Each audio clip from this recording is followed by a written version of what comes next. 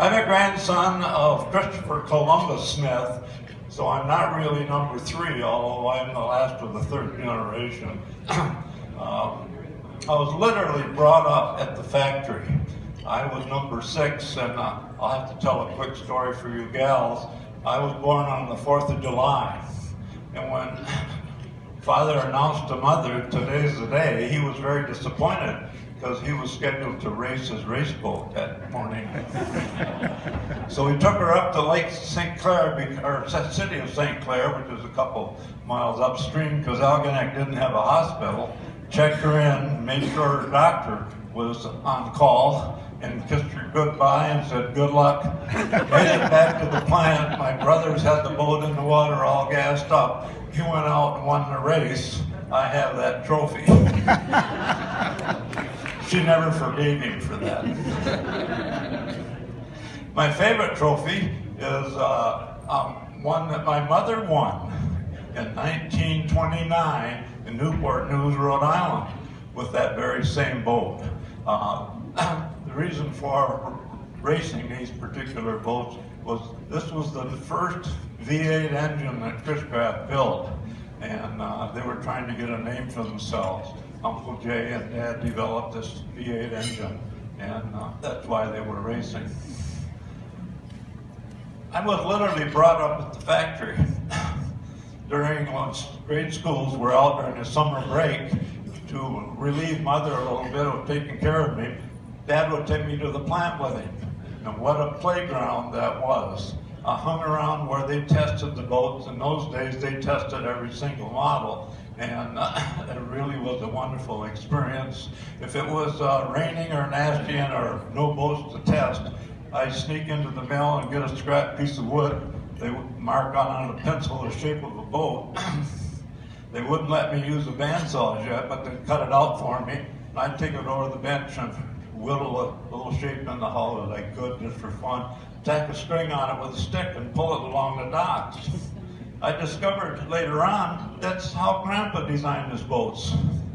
He never worked with a pencil and paper. He actually made a wooden model, just like he built his duck decoys, and then he copied that wooden model and lofted it right on the floor of the shop, and he built the boat up from there. Instead of going to college, I talked my dad into letting me work as an apprentice. I didn't want to push a pencil like everybody else did. I wanted to work with my hands. He was, I'm sure, very disappointed, but he let me do this, and what a wonderful experience that was. I did every single job in the factory the first year, and actually doing work on the line from unloading the lumber to, of course, testing the boats, which I did. The second year I worked up with engineering, lofting the boats on the floor, and working in the prototype shop, building the prototype boats. It was a fantastic experience. It really was wonderful. From there, I moved over to Holland, Michigan, which is the first branch factory, and I had to start all over again, of course, with the engineering department there. Counting with screws was very important that we knew how many screws went in the boat. Believe it or not, there are 1,000 screws and bolts for a foot of your boat length, including in big yachts. It's a lot of screws. Okay, are there any questions I can answer about the family, boat operation, Chris-Craft, anything in terms of boats? No questions? And I'm going to tell them some of my personal experiences. Here we go, you got one. So when Chris-Craft sold in 1961, what was the total sales and how many people did you employ? That's not a fair question. I have no idea. The Holland factory, we had 2 factories there, the Romer factory, which was the steel and aluminum boats, and the wood and later fiberglass boats. We employed a total of 1,000 people in those 2 plants alone. But in 1960, when the family sold, we had 11 factories all over the world. We had a plant in Italy, and one in Taiwan, and one in Canada. We were pretty well spread out. Any other questions? Right over there, Right over Chris. there, Chris. How did Chris Graff spend the time during World War II? During the World War II, we won 100% government votes. Let me quick tell this another story before we get to that. When I first showed up here, when we were launching our boats, there was a boat ahead of us at the launching ramp. And I looked at it and I thought, gee, that boat looks familiar. And I got out of the car, and sure enough, it was my dad's fishing boat, 25-foot twin-engine fishing boat. I thought, that's unusual. See, I have seen it over in Michigan. Didn't realize it came over here. But in July, I went to my daughter's out in Seattle to a Chris Graff boat show out there. And lo and behold, I found my mother's very first, our last cruiser. It was a 1942 48-footer. Well, this cruiser was put away for the winter at the Chris Graff factory. I came home from boarding high school, and Dad said, go down to the plant with your mother and unload all her personal stuff. The Army bought all our boats we had available. Before I went back to school, they taped in the windows and sprayed all the chrome and the varnish, that horrible green that the Army used. And that was it. The first boat we built was for Chris Graff, was a 60-foot quartermaster boat. It had a cruise quarters forward, and the rest of the boat was just seats with a couple of heads. I think we built 12 of them. I took the first one, I rode on the first one with my brother driving it from Algonac to New York City through the Erie Canal. We went through the entire system. Later on, when we were delivering some other ones, we had 2 to take down. This time they wanted to New Orleans. And Dad decided that he would like to go, so Dad, Mother, and I and a couple retired doctor friends started out with 2 boats. My uncle on my mother's side got the contract for delivering those boats, so we were just kind of right along with him. We get to New York, and Chicago, and Dad became down with pneumonia. Now, I'm 14 years old. I'm up in the hospital with Dad in a tank. He says, do you think you can follow Uncle Lee, your Uncle Lee? And of course, 14 years old, I can do anything.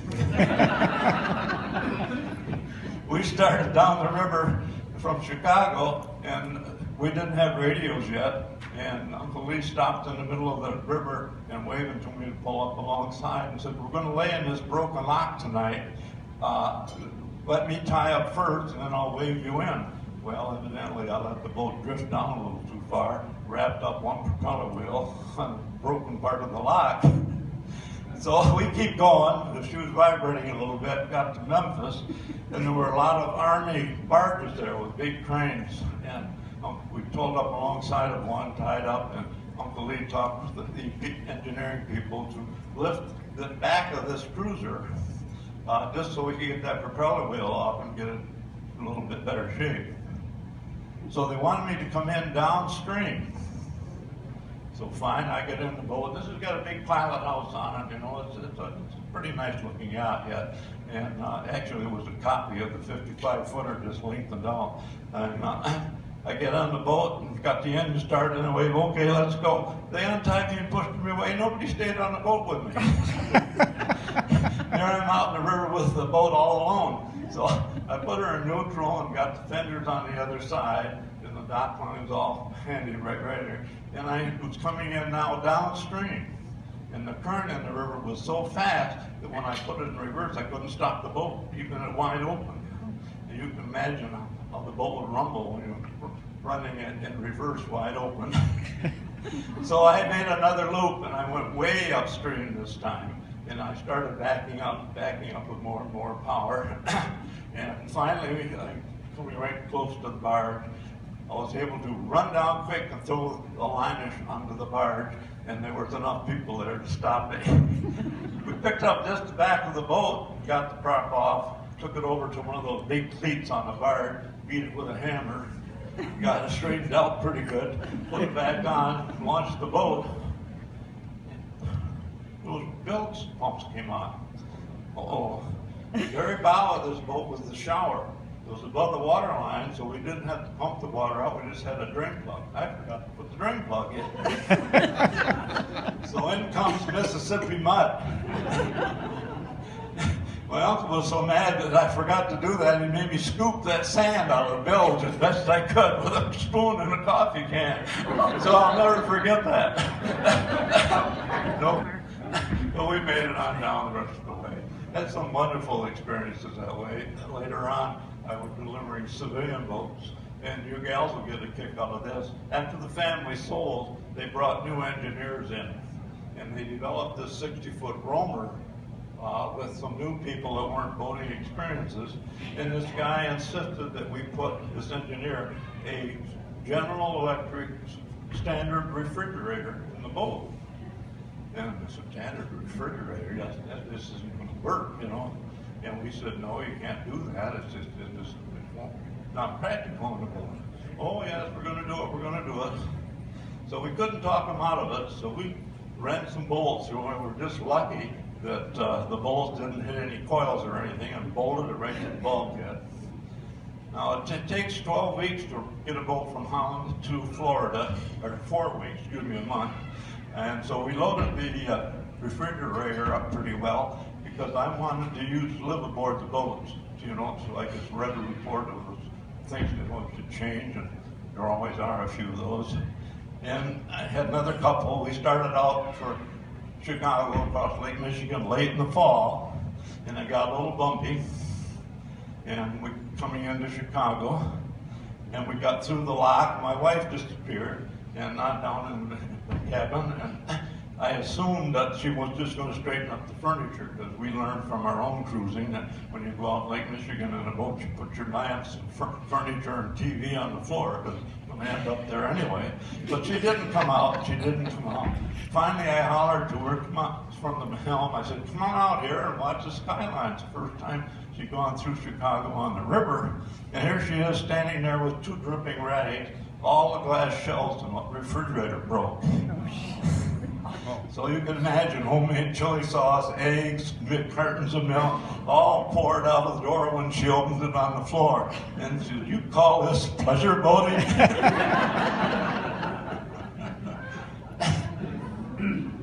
Lots of fun. I got some new shelves, and later on with the next boat, I bought some special rails that they could fold down during the day, or, you know, when you're in smooth water. You'd put them up when you go out and rest if you didn't forget. It had the same problem with the medicine cabinets and the heads. I don't know why, but every time you'd open the medicine cabinet, you know where my toothbrush went. Chris, can you talk a little bit about the relationship with Garwood and that history? Okay. Way back in the early days, Grandpa, let's see. Well, let's start right from the beginning. In 1874, Grandpa built his first rowboat. And he did it for duck hunting, and he also designed the toys. He and his older brother hunted commercially. They would shoot the ducks, pack them in, clean them, pack them in barrels of ice, and take them to the hotels on the river or into Detroit to sell. In 1896, he put his first little gasoline engine in one of these rowboats. Pretty soon, some wealthy people in Algonac over in Arkansas said, I want you to build me the fastest boat on the river. So we started building race boats. You build one race boat, you know, and somebody beats it, so you got to build another one. So there was actually 2 gentlemen that he was building these race boats for, and I don't know if it was the First World War or what happened, what the Depression was, but both of them went bankrupt, and he lost them as customers. So he decided to build his first V-bottom hydroplane. And I'll tell you the story. He and Uncle Jay told me this story himself. He and Uncle Jay were in the Mars duck hunting one day, waiting for the ducks to fly over, and they were watching the water bugs running on the water. And Grandpa said to Jay, he says, someday I'm going to build a boat that goes on top of the water like that. I'm only going to use the water for the propeller, and cool the engine, and to steer. So now, again, as I say, he didn't have a customer in mind, so he talked to his friends out of Detroit to set up a syndicate to build a race boat. This was Miss Detroit 1. I don't know how big it was, maybe 26 feet, 250 horsepower Stirling engine. and they won races with it, Gold Cup races with it. But Grandpa never got all his money for the boat, so they decided to auction it off. Who bought it right then and there was Gar Wood. Gar Wood come up to the Algonac to look at the boat, and of course it was in pretty bad shape. And he talked to Grandpa and his crew, and he decided to buy controlling interest in Grandpa's shop. And that's when we started again. But in between this, just because we're here, we built a similar race boat with the same engine called Miss Minneapolis. I noticed the Miss Minneapolis on the pictures up here while we were having lunch. 1916, I think we're talking about. I'm just guessing. I've got it on paper down here, but I'm not going to take the time to look it up. It was the first boat to go 60 miles an hour with this engine. The reason why we got it to go faster than the Goose Detroit 1 is they took the engine and stripped it all down and made it just as light as they could. And they put it in a smaller, similar type boat. It was a hydroplane. The reason for the hydroplane was to cut down on the wetted surface. And the theory is that when you get the boat up on plane, it would run on just the forward plane and the bottom half of the propeller. The pilot and the engine mechanic sat right in the transom. And Dad said he could jump down in the seat, make the boat porpoise, could stop it, make it run level in smooth weather. That's how sensitive it was to stay up on that plane. But it went 60 miles an hour, 60.3 miles an hour. And it was a world record for a number of years. That's Miss Minneapolis. We built it, Grandpa built Gar Wood another boat and powered it with a Curtiss aircraft engine. I don't know what horsepower, but they came over to Minneapolis and took the trophy back to Detroit. Gar Wood did. Any other questions? Can you tell me a little bit of the history about why Romer and why they bought Romer? And Okay. how long did they make it? Uncle Owen was the outgoing one of the family, and he wanted to look into the steel boat business. And there was a little company in Holland that built steel tugboats during the war. So we went over and told him that we were thinking about steel boats, and lo and behold, he sold us his company right there in Holland. So we started building steel boats. We built the factory thinking that maybe 42 feet would be the largest boat we built, and that was a mistake because the last boat I built was 74 feet long in that factory. And a few years later, we got started with the aluminum. Now we built the identical boat, both in steel or aluminum, but the aluminum boat was so much lighter and so more efficient that the sail just dropped off of the steel, and we built nothing but aluminum boats after that. What year was that? I don't know. Mid-50s. So you stopped building steel ones in the mid-50s? Yeah, we were building steel boats in the mid-50s somewhere. I've got it written down here, but they say it's too much trouble to get out. If you want to know personally, we'll look it up, so look me up again. Is it in your book? Yes. Okay. No idea how many you made? The new people that bought Chris Craft was trying to buy Piper Aircraft Company, so he was selling off our factories. One of the Romer factories was one that he sold. He didn't ask one of us employees if we wanted to go to Florida. He was just going to move the steel boat or the aluminum boat operation to Florida. None of us went. So to train the welders and everything again, the price of the boat went up so high that it just wasn't practical to keep building them. So that's the end of the Romer boats. Thank you. Any other questions? Had some wonderful experiences delivering these boats, of course. They usually go either early in the spring when the weather was miserable, or late in the fall when again it was tough going. But I've gone just about everywhere you can go in a boat from Holland. I've gone down the Mississippi and up the Hudson, past Cincinnati, from up to Davenport, Iowa with a fiberglass boat, I've made a number of trips all the way down and over to Fort Lauderdale or Pompano Beach where the factory was. I've gone the other way around to New York City and over to Long Island Sound one time with one of the 74 footers. We had the Maryland right near the Chesapeake, and my sister and brother managed that plant, and so I boated on the Chesapeakes. And of course with my little boats, my little wooden sea skiff, I've gone all over the country with it. I bought a special car to haul it, put 100,000 miles on that one, and I've got 150,000 miles on the second one. So, you name it, I've been there, except Lake Tahoe. I've been to Lake Tahoe 3 times for boat shows, but I've never taken my boat down there. So, Bring it next summer. maybe so. Can you tell us a little bit about your sea skiff? As I recall, there's a couple of special things that you found over there. Again, Uncle Owen was concerned about Lyman getting too big. Lyman Boat Company, which built a sea skiff or lap street style boat.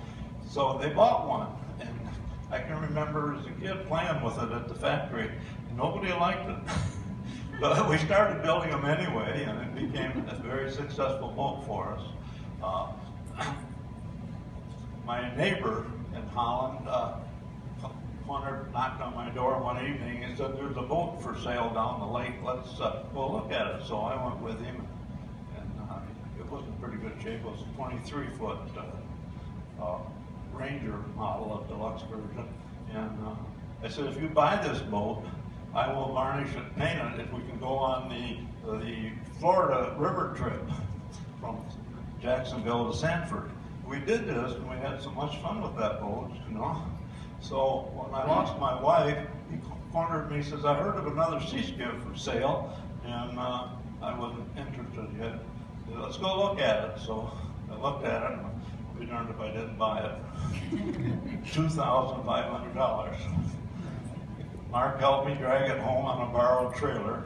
I tore it all apart, and then just for something to do, I started rebuilding it the way I wanted. Now, when I worked for Chris-Craft, I had to follow somebody else's drawing very carefully from Central Engineering. And it seemed like there was always an owner standing on the dock with his fishing pole waiting for the darn boat, you know? So I had to work special. This time I could do what I wanted to do when I wanted to do it. So I really enjoyed it. I started out late in the fall, maybe November, and went to Frankfurt Boat Show in June. And I completely rebuilt that boat. I've got pictures of that. Construction's going through. If anybody'd like to see them, just let me know. Had a lot of fun with it, really have. It's broken my heart to have to sell it, but I just can't climb in and out of it anymore, so it is now for sale. Got the original engine in it and everything. Any other questions? Made one interesting trip down to Mississippi during the winter. We were going to take these 2 roamers to Chicago and put them on a barge, and the barge was going to push them down to New Orleans. Somehow or other, the deal fell through, and they asked for volunteers to run them down. Stupid me, I stuck up my hand, you know. We had taken the boats from Holland to Chicago between Christmas and New Year's. Mark, I couldn't find another driver, so Mark was still in high school, and he drove one of them. We just got outside of Holland about an hour, and all of a sudden he's screaming on the radio. We had radios now, and he lost his steering. We were experimenting with the power hydraulic steering. We didn't use the right long lines, I guess. Blew the line, blew all the oil out, so we had absolutely no steering. Didn't stop us. We just kept right on going, went around the ice floes. We're doing real well. We get to the Chicago harbor just outside. I called the factory and said we made it, because they were all worried about me going that time of year. And then I hung up the phone, and Mark calls me and says, "No, one of the throttles won't work. One of the injectors on a diesel engine froze." And so I had to tie alongside of him and tow him in the harbor. So that's the way it went with that particular boat all the way down the river. Some interesting experiences. Got down to, started to rain. and we had the boat tied at the Chris-Craft dealership there, Roadies in Chicago. And he told me, he said, there's a fixed bridge down here that doesn't operate anymore, and the water's coming up, you better check it. So we went over and checked, and sure enough, I couldn't get under it. I had stripped everything off the top of the boat that I could. So when I left Holland, I got instructions from Chris-Craft employees to get that boat down there, and no matter what happens to it, we'll repair it. What a horrible thing to say. So there was an old piece of plywood laying on the deck, and I had a deckhand with me. I said, throw that aboard the boat. We get up to the bridge, and sure enough, you know, I took the drain plugs out, flooded the bilge and the engine room right up to the top of the batteries. And I said, hold this piece of plywood up on the bridge up on top, and a nice big varnished piece of teak put around it. And I said, when you get about 2 feet from the bridge, holler, and then duck. So I lined myself up so I'm going right underneath one of the beams. And when he hollered, I hit the throttles, and when you hit the throttles, you wash the water out from under the back of the boat, and it settles. So I got underneath, and I felt every rivet under that bridge. We got the other side, the piece of plywood was destroyed, but my teakwood was in good shape yet. Lucky could you be, huh? Unbelievable. It rained so hard, it flooded so hard, that we went over the locks with just seeing nothing but the street lights. We never saw any locks at all. We like to run until dark, but not after dark. So I pick out 2 trees in the woods, and I go over and tie alongside of them, tie the other boat beside me, and lay right there in the woods. And the Mississippi, as you get south, makes a lot of high turns, you know, just go around. We didn't go all around Dodge, we just cut across overland. That was flooded so bad. What an amazing experience. We had to hire another captain to drive this boat with the steering. It didn't work. And he was one of these nervous guys that for some reason or other, if the steering wheel broke down, he was scared to death. I mean, that doesn't bother us at all. I mean, I've driven boats home with my rudder broke completely off and never missed it, you know. That's just a normal thing with boating. So we're down in, just north of, I can't think of the town, just north of New Orleans. Doesn't matter anyway. But I knew the dock where we were going to spend the night wasn't a very good place. So I told him, this guy, I said, wait until I get tied up, and then I'll motion you in. And I've got the boat all tied up, and I'm standing on the dock with my camping, and I'm sure the radio's on yet. And he started screaming, the steering has gone out again, and I'm drifting down the bridge. The great big bridge. So I quick get the boat untied, and we get back in it again, and we hightail out to him out in the middle of the river. And I told my deckhand, I said, get up on the bow and get a dock line all ready, and I want you to throw it to him, and then I'll back him away from the bridge. What's he do? I get up there, I jam it in reverse, get him real close, throws him the rope, but he never found one end. So back again, get the rope coiled up. I'm glad my hand wasn't between the corner of that boat and the bridge when I pulled them by. One of the close experiences. Unbelievable. Any other questions? You never do that today. Isn't that amazing? Well, I'm going to be around all weekend, and I've got a zillion of these questions, so please corner me and ask them if I can answer them to you. Let's go boat riding.